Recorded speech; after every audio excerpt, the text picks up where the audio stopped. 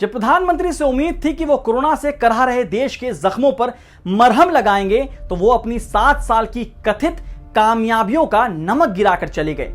चलिए, इस पर जनता हिसाब करेगी, लेकिन हम 70 साल में जो नहीं हुआ वो 7 साल में हुआ के दावे की पड़ताल करते हैं। जब जीडीपी गोते खा रही है, पेट्रोल शतकीय पारी खेल रहा हो, खाने में इस्तेमाल होने वाले सरसों का तेल डबल सेंचुरी बना रहा हो, नौकरी और सैलरी घटती जा रही हो, तब हम इस दावे पर पूछेंगे जरूर, जनाब ऐसे कैसे? मन की बात में 7 साल की उपलब्धियां बताते समय पीएम ने अपने ड्रीम प्रोजेक्ट्स में से ज्यादातर का नाम तक नहीं लिया। मेक इन इंडिया, नोटबंदी, जीएसटी। सच यह है कि 2020-21 की जीडीपी -7.3 के रसातल में जाकर बैठ गई है। सरकार 7 साल की उपलब्धियां गिना रही हैं, लेकिन क्या विडंबना है कि 7 साल पहले 2014 में जीडीपी ग्रोथ थी 7.14%। अगर लग रहा है कि ये तो कोरोना का कहर है, तो महामारी से पहले 2019-20 में हम महज 4.18% ग्रोथ पर खड़े थे। जिस मेक इन इंडिया का शेर हर मेले और मॉल में दहाड़ा करता था, आज वो भीगी बिल्ली बन कहीं दुबक गया है। वादा था कि 2022 तक मैन्युफैक्चरिंग सेक्टर में 10 करोड़ नौकरियां पैदा करेंगे। सीईडीए सीएमआईई के मुताबिक 2016-17 में करीब 5 करोड़ लोग इस सेक्टर में काम करते थे। 2020-21 में इसमें सिर्फ 2.7 करोड़ लोगों को रोजगार मिल रहा है। यानी कहां हम मेक इन इंडिया के जरिए मैन्युफैक्चरिंग सेक्टर में 2 गुना रोजगार पैदा करना चाहते थे, हो गए आधे। इकोनॉमी और जीडीपी जैसे कठिन शब्दों से दुर्गति की तस्वीर साफ नहीं दिख रही, तो आम आदमी की भाषा में हम आपको समझाते हैं। Centre for monitoring Indian economy CMIE की रिपोर्ट के मुताबिक कोविड-19 महामारी की दूसरी लहर के कारण देश में 1 करोड़ से ज्यादा लोगों को नौकरी से हाथ धोना पड़ा। जी हां, 1 करोड़ लोग। समझ लीजिए कि चेन्नई या बैंगलोर में जितने लोग रहते हैं, उससे ज्यादा बेरोजगार हो गए। सीएमआईए के आंकड़े के अनुसार 30 मई को बेरोजगारी दर 11.8% है। रिपोर्ट के मुताबिक पिछले साल महामारी के शुरू होने से अब तक 97% परिवारों की आय कम हुई है। कोरोना पर दोष मढ़ने वालों को याद कर लेना चाहिए कि 2019 में सरकारी आंकड़ा बता रहा था कि 45 साल में सबसे ज्यादा बेरोजगारी थी। एऑन हैविटी एनुअल सैलरी के अनुसार 2014 में सैलरी में बढ़ोतरी 10% थी, जो कि 2020 में 6.1% हो गई। तो नौकरी और सैलरी नहीं बढ़ी, महंगाई जरूर बढ़ गई। अच्छे दिन आएंगे का वादा कराई सरकार ने पेट्रोल डीजल में आग लगा रखी है। जून 2014 में पेट्रोल का दाम दिल्ली में 71 रुपए 51 पैसे प्रति लीटर था, जो कि 1 जून 2021 को 94 रुपए 49 पैसे प्रति लीटर हो गया। इस तरह जून 2014 में डीजल का दाम दिल्ली में 57 रुपए 28 पैसे प्रति लीटर था, जबकि 1 जून 2021 को 85 रुपए 38 पैसे प्रति लीटर हो गया। कहने को तो तेल के दाम को बाजार आधारित कर दिया गया है, लेकिन इंटरनेशनल बाजार में कच्चे तेल के दाम घटते गए और सरकार ने ड्यूटी बढ़ाकर आम आदमी की जेब काटी। किसी भी घर चलाने वाले से पूछिए, उनका राशन का बिल 2 गुना हो गया। दिल्ली में जून जुलाई 2013 के बीच अरहर दाल का दाम लगभग 70 रुपए प्रति किलो था, जबकि मई 2021 में ये 108 रुपए प्रति किलो तक पहुंच गया।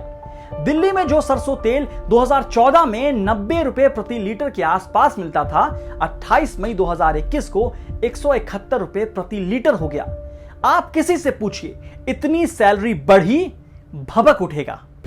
अमीर और अमीर, मिडिल क्लास बना गरीब। हम ट्रंप के आने पर गरीबों के गिर्द दीवार खड़ी करते हैं, लेकिन हमारी गरीबी उचक उचक कर दुनिया को अपना मनहूस चेहरा दिखा रही है। 2014 में ग्लोबल हंगर इंडेक्स में भारत का रैंक 76 देशों में 55वां था, जबकि 2020 में भारत 107 देशों में 94 नंबर पर रहा। प्यू रिसर्च सेंटर की रिपोर्ट के अनुसार 2020 में भारत की मिडिल क्लास जनसंख्या 3.2 करोड़ कम हो गई है, जबकि 7.2 करोड़ लोग गरीबी रेखा के नीचे चले गए हैं। यानी जिस हवाई चप्पल वाले मिडिल क्लास को हवा में उड़ने से लेकर रईस बनाने तक का ख्वाब दिखाया गया था, वो सिकुड़ रहा है, गरीब हो रहा है। हाँ, यह जरूर है कि इस साल अडानी ने कमाई में जेफ बेजोस और एलन मस्क को पीछे छोड़ दिया है। फोर्ब्स की अप्रैल 2021 की रिपोर्ट के मुताबिक अंबानी ने जैक मा को पछाड़ दिया। जीडीपी की तुलना में कॉर्पोरेट का मुनाफा इस साल 10 साल में सबसे ऊपर पहुंच गया। अमीर और गरीब में खाई बढ़ाना उपलब्धि है तो वाकई तारीफ होनी चाहिए इस सरकार की। किसानों की आमदनी दोगुनी करने का वादा लेकर आए थे।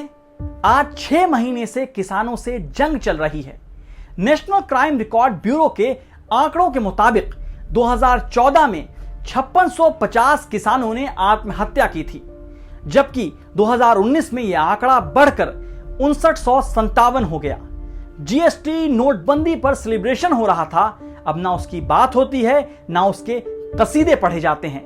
जीएसटी पर कई राज्य शिकायत कर रहे हैं कि हमारा हक मारा जा रहा है, जो वादा किया गया वो पूरा नहीं हुआ। कोरोना काल में राज्य कराहते रहे कि खर्च बढ़ा है, हमारे हिस्से का पैसा दीजिए। केंद्र ने कहा कर्ज ले लो, फिर खुद कर्ज ले लिया, लेकिन देर हुई। अब ताजा ऐलान है कि राज्यों को मुआवजा चुकाने के लिए केंद्र 1.5 लाख करोड़ का कर्ज लेगा। किसका भला हुआ, सरकार खुद बताए। आयुष्मान भारत, पीएम आवास योजना, बिजली, पानी, सड़क, फ्री का राशन, रसोई गैस पर सब्सिडी, किसानों को 6000 रुपए, वाकई ये सब उपलब्धियां हैं। लेकिन 70 साल से सरकारें यही तो करती रही हैं, बुनियादी चीजें देने को मेहरबानी बताती आई हैं। फिर कैसे ये सरकार कहती है कि 70 साल में जो नहीं हुआ वो किया। ये तो बेयर मिनिमम है, हमें तो मैक्सिमम का ख्वाब बेचा गया था। हमने एनआरसी लाकर बांग्लादेशियों को निकालने में ध्यान लगाया। बांग्लादेश ने हमसे ज्यादा प्रति व्यक्ति आमदनी लाने में ध्यान लगाया। शुरू में विदेश यात्राओं की बड़ी चर्चा थी। जिनपिंग के झूले थे, ट्रंप से ब्रोमांस था।